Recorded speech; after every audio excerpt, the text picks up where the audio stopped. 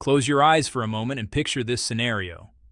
You are the chief executive of one of the most recognizable technology companies on the face of the earth. Your brand has spent more than 30 years planting roots in one of the most exciting, most dynamic, most consequential markets on the planet. A nation of 1.4 billion people, a middle class expanding at breathtaking speed, hundreds of millions of consumers who want smartphones, televisions, and home appliances, and who want them now. You have manufacturing plants in that country. You have retail networks stretching from major cities to smaller towns. You employ tens of thousands of people who wake up every morning and go to work under your company's name. You have spent billions of dollars, not just in money, but in time, in relationships, in reputation, building something real and enduring in that market. Stone by stone, year by year, decade by decade.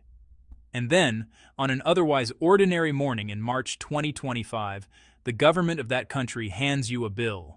Not a minor administrative fee, not a manageable regulatory penalty. A $61 million bill. And attached to that bill is a message from the country's customs commissioner. A message that strikes harder than the financial figure itself. A message accusing your company of knowingly and intentionally presenting false documents to government authorities.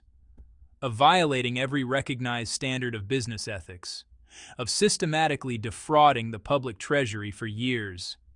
That is the reality that Samsung Electronics, the South Korean industrial titan, the world's largest smartphone manufacturer by volume, the company whose Galaxy devices sit in the pockets of hundreds of millions of people worldwide, found itself confronting when India dropped what can only be described as a financial and reputational bombshell in the first quarter of 2025. I'm Nico, and welcome to Frontline Reports. Today, we are telling the full, unfiltered story of how one of the most powerful technology corporations on Earth found itself locked in open conflict with the government of the world's most populous nation. What this battle means for Samsung's future in a market it has spent decades cultivating. Why Samsung's competitive position in India has been deteriorating far beyond just the legal dispute. And why, in a development that has genuinely surprised industry analysts, Samsung now appears to be redirecting its strategic attention back toward a country it was widely believed to have retreated from: China. This is a story about import tariffs and corporate tactics, about billion-dollar supply chains and courtroom drama, about the ambitions of a rising global power and the strategic miscalculations of a corporate giant that perhaps grew too comfortable. And ultimately, it is a story about what happens when the world's most important emerging technology market decides it is done playing by the old rules. Let's begin. To fully appreciate the weight of what happened in early 2025, you first need to understand just how deeply Samsung had embedded itself into the fabric of India's economy and consumer culture, and why losing India is not a problem Samsung can simply absorb and move past. India is not simply one entry on a long list of international markets for Samsung. For all practical purposes, it is the market. The single geography that, more than almost anywhere else outside of Samsung's home base in South Korea, defines the company's global commercial identity. Consider the numbers. India accounts for approximately 14% of Samsung's total global smartphone shipments. It is the company's second largest smartphone market in the entire world, trailing only China in volume terms. Samsung operates a major manufacturing facility in Chennai, located in the southern Indian state of Tamil Nadu, which produces millions of smartphones and consumer electronics products annually for both the domestic market and for export. The company maintains offices in Mumbai, in Gurugram near New Delhi, and in numerous other cities across the subcontinent. By any reasonable measure, India is not a peripheral consideration in Samsung's global strategy. It is a cornerstone, a load-bearing pillar of the company's entire commercial architecture. So when India's customs authorities issued their January 2025 order, a confidential but explosive document reviewed and reported on by Reuters, demanding that Samsung pay 44.6 billion rupees in unpaid taxes, plus a full 100% penalty on top of that outstanding amount. This was not merely a regulatory inconvenience. It was a direct and forceful challenge to the long-term viability of Samsung's entire Indian operation. Let's break down exactly what $61 million looks like when you put it in context. The total demand is composed of two distinct elements. First, approximately $520 million in back taxes that customs authorities contend Samsung should have paid but did not. Second, an additional $81 million in personal financial penalties levied not against the company as an institution, but against 7 named senior executives at Samsung India individually. Those executives include the Network Division Vice President, the Chief Financial Officer, the General Manager for Finance, and the General Manager for Indirect Taxes, some of the most senior financial and operational leaders within Samsung's Indian operation. When you measure that $61 million figure against Samsung's actual financial performance in India, the true scale of the penalty comes into sharp focus. Samsung's total net profit from its India operations across the entirety of 2024 was approximately $955 million. That means this single penalty, if paid in full without successful legal challenge, would effectively erase nearly 2/3 of everything the company earned in India during an entire calendar year. This is not a slap on the wrist. This is not a bureaucratic nuisance. This is a financial earthquake directed at the heart of one of Samsung's most strategically vital operations anywhere in the world.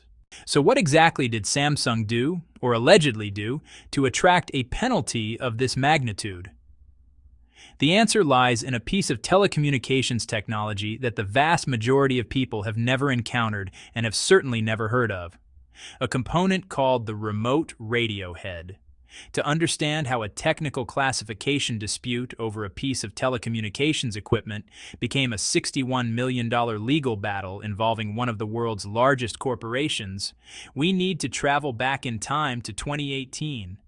India in 2018 was in the middle of a telecommunications revolution unlike almost anything seen anywhere in the developing world.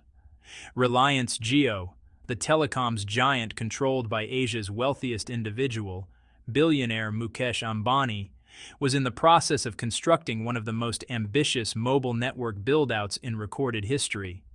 Jio had detonated India's telecoms market in 2016 with a strategy of almost reckless aggression.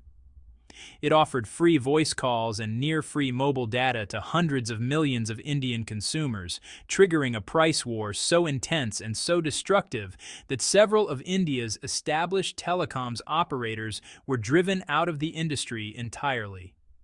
The effect on Indian consumers was transformative. Mobile internet adoption accelerated dramatically, pushing India toward the front of the global digital participation race at a pace that astonished observers worldwide.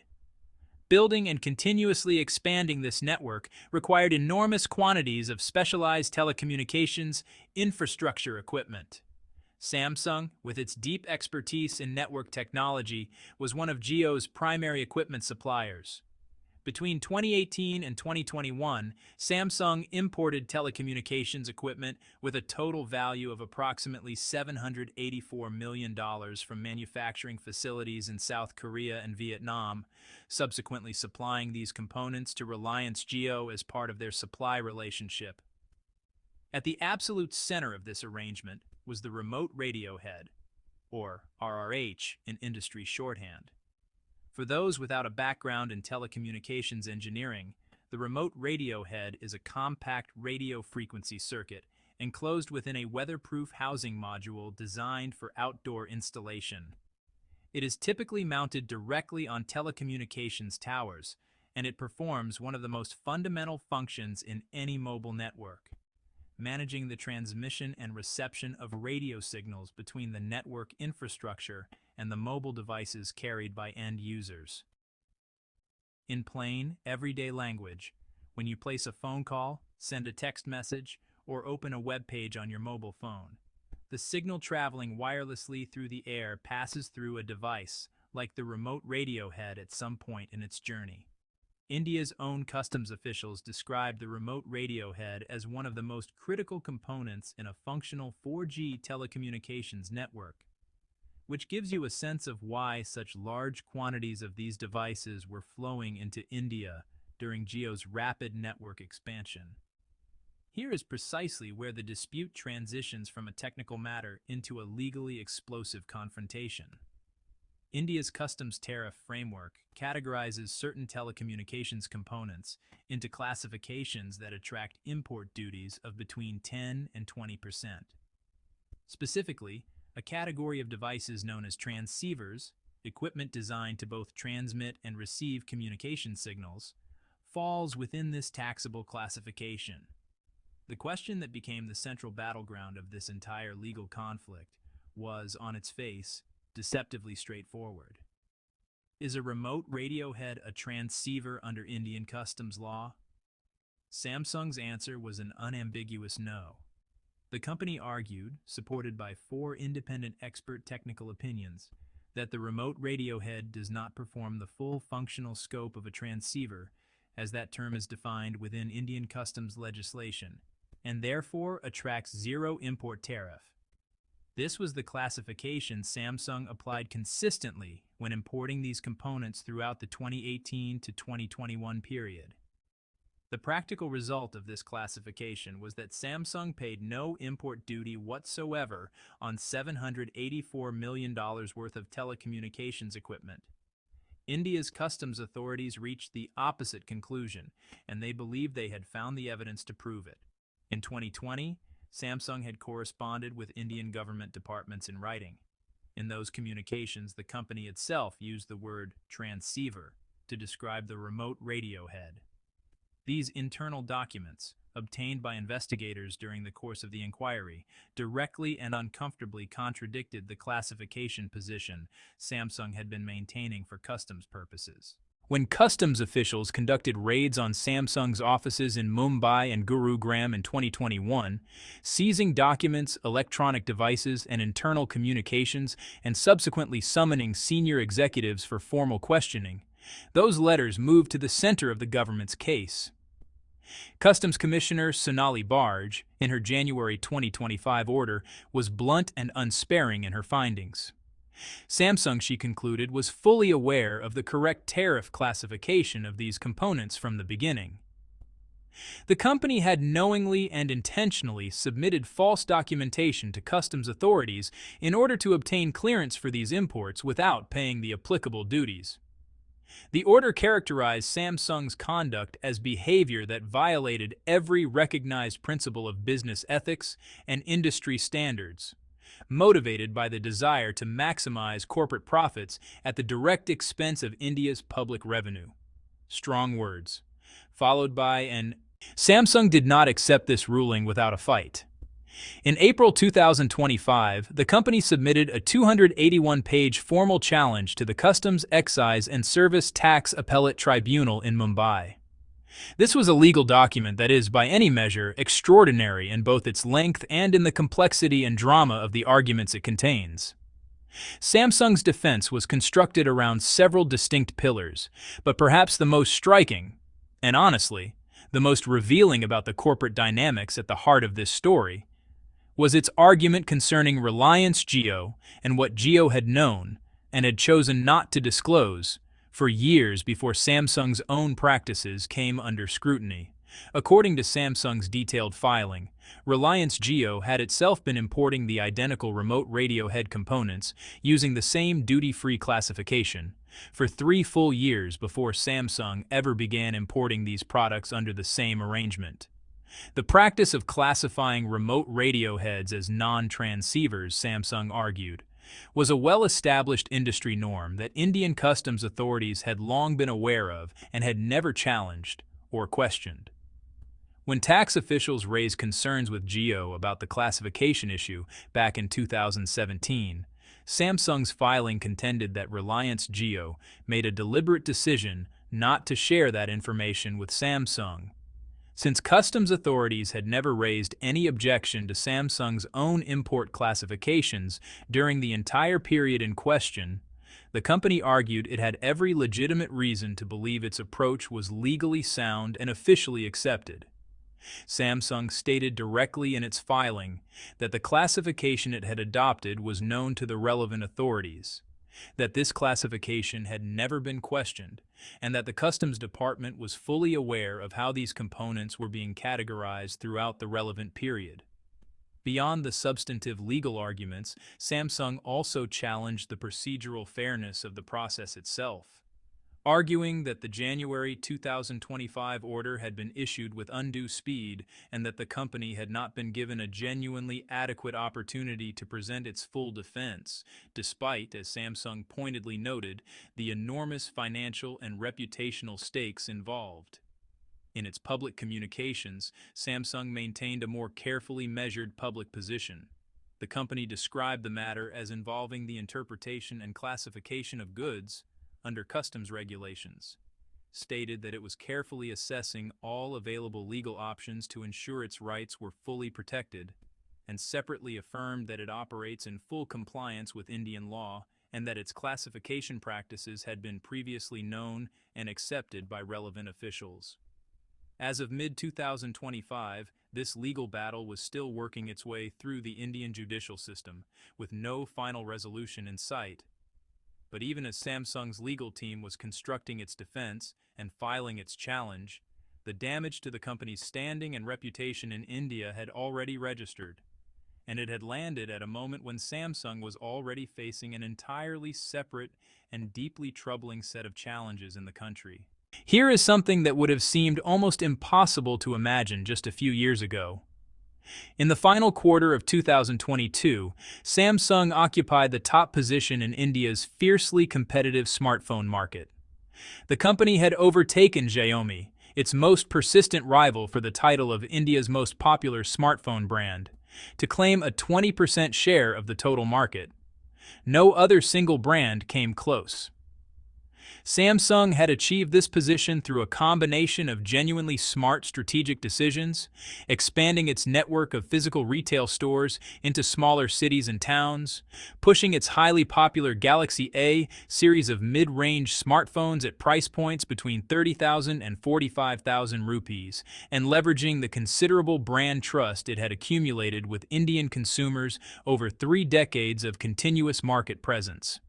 It looked, in late 2022, like the beginning of a new and potentially enduring period of Samsung dominance in India's smartphone market. It was, in fact, the high water mark, the moment before the tide turned and began to recede. By 2023, Samsung had slipped from first place to third in India's smartphone market, measured by unit volume. The decline was real but still potentially recoverable. Then 2024 arrived, and the deterioration accelerated in ways that alarmed even Samsung's most optimistic analysts. In the April to June quarter of 2024, Samsung's smartphone shipments in India fell by 15.4% compared to the same period the previous year, the third consecutive quarter of declining shipments. The company's volume market share contracted to just 12.9%, according to data compiled by International Data Corporation. More troublingly, Samsung's value market share, a metric that measures how much of the total money being spent on smartphones in India is going to Samsung, collapsed from 23% to 16% in a single 3-month period. By the third quarter of 2025, Samsung had shipped 6.8 million smartphones in India during those 3 months, a 9% drop compared to the same quarter the previous year, with market share settling at 14%.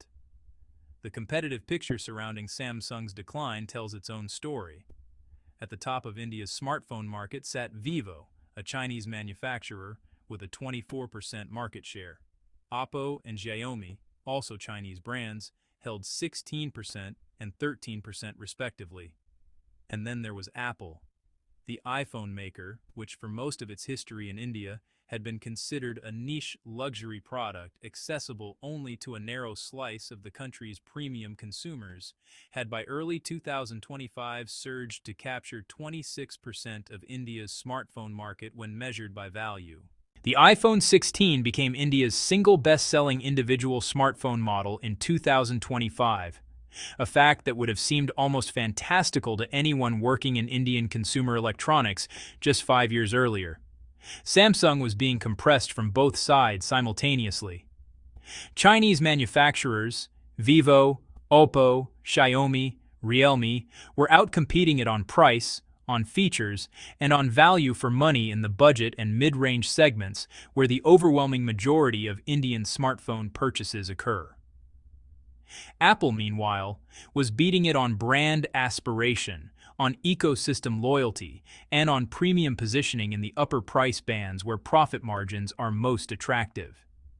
Samsung, caught uncomfortably in the space between these two competing pressures, was struggling to articulate a convincing answer to either challenge.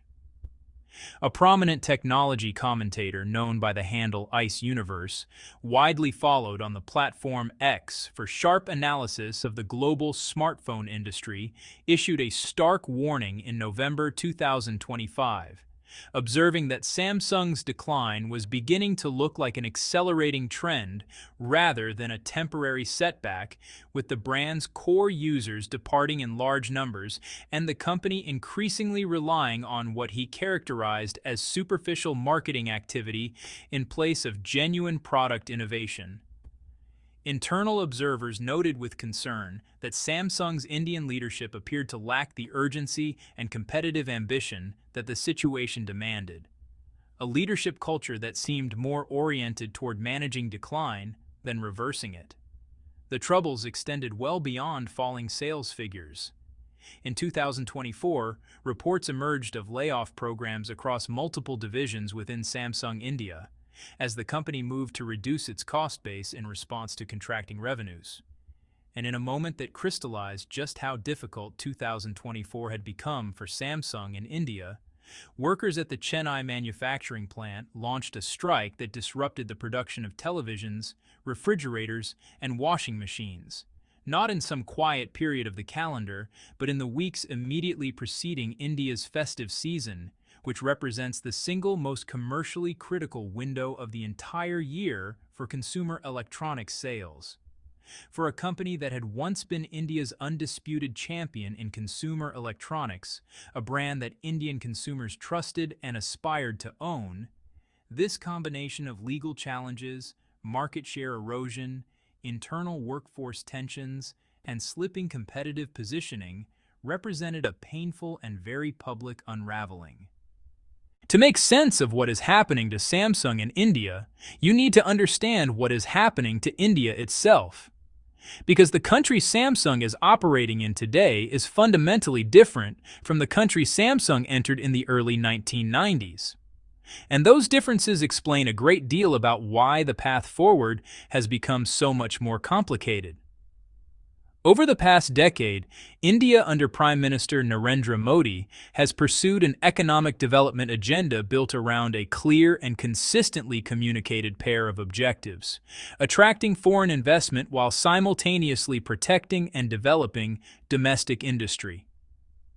These goals are not always perfectly compatible, and the tension between them has shaped the environment that every major multinational corporation operating in India must navigate.